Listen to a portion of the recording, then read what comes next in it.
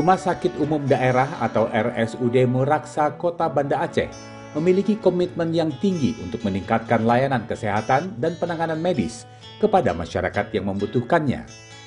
Rumah sakit yang sudah berdiri sejak 25 tahun lalu memiliki sejarah panjang di mana pada mulanya didirikan oleh tokoh-tokoh masyarakat dari Kecamatan Meraksa, Banda Aceh.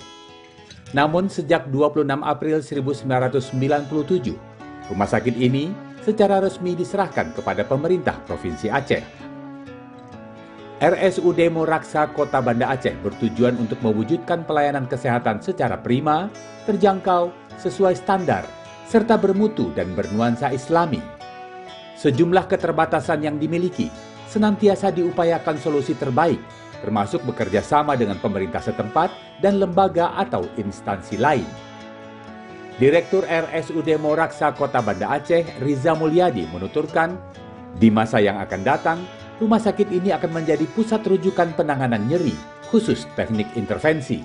Dalam awal-awal ini masih bisa kita pelan-pelan nanti akan kita kembangkan sehingga kita kepingin rumah sakit Meraksa ini ke depannya harapannya menjadi pusat rujukan penanganan nyeri khusus dengan teknik intervensi.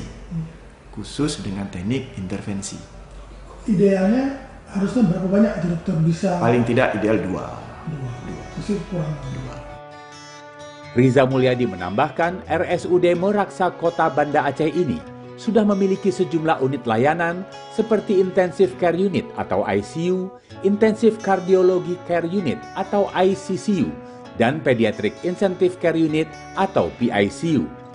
Untuk mendukung optimalnya layanan di unit ini, diperlukan sebanyak 35 orang dokter umum. Namun saat ini yang tersedia baru sebanyak 20 orang. Kementerian Kesehatan melalui Formasi Pegawai Pemerintahan dengan Perjanjian Kerja atau P3K akan segera menyalurkan sebanyak 20 orang dokter umum ke rumah sakit tersebut pada pertengahan bulan Maret 2023 mendatang.